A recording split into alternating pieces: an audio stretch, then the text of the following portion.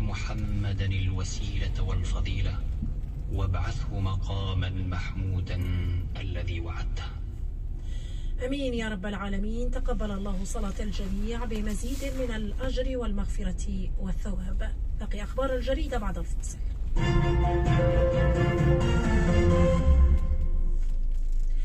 عالم هذا المساء نستهله بالنشاط الدبلوماسي وعشية مشاركته في أشغال الدورة غير العادية 24 للمجلس التنفيذي للاتحاد الأفريقي.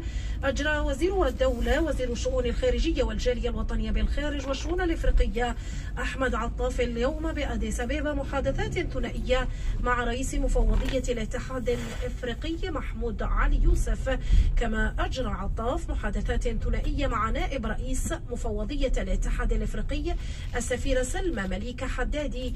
هذا وأجرى عطاف لقاء ثنائيا مع وزير الشؤون الخارجية والتعاون التنموي لجمهورية بوروندي ألبرت شينجيرو.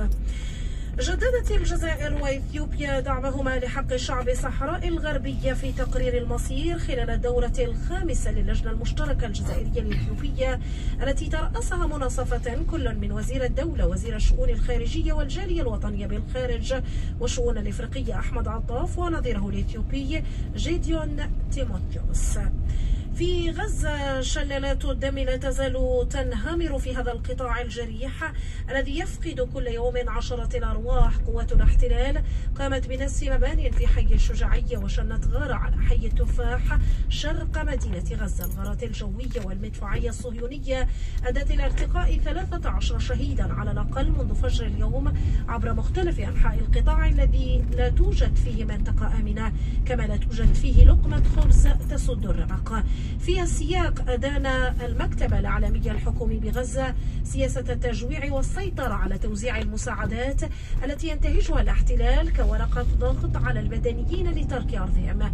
نستمع إلى مدير عام المكتب الإعلامي الحكومي بغزة إسماعيل الثوابتة في هذا التسجيل لفضيلة خلاصي.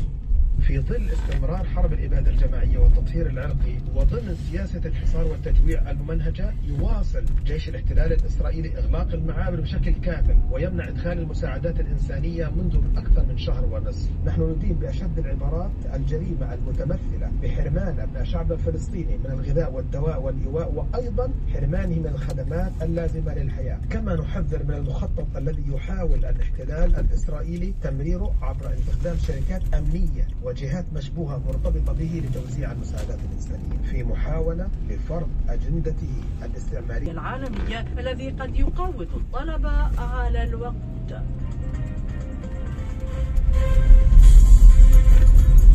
ختام الجريدة قراءة ثانية للعناوين.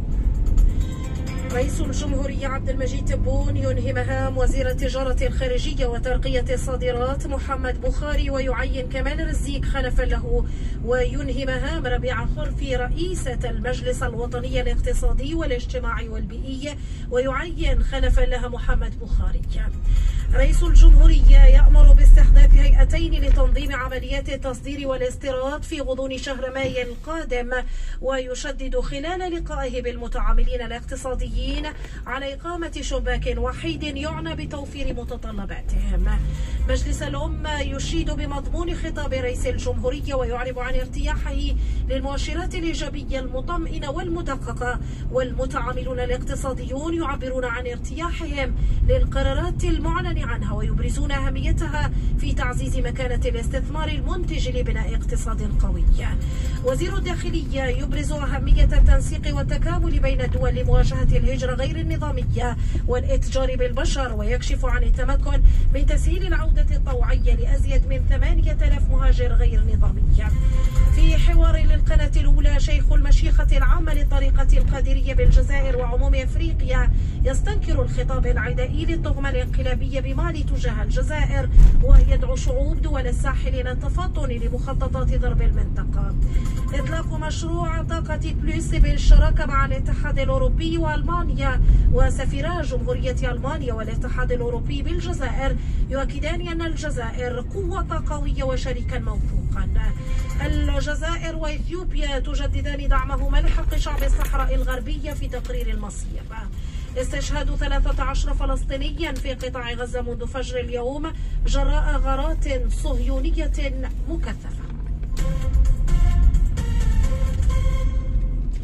عتيقة بسباس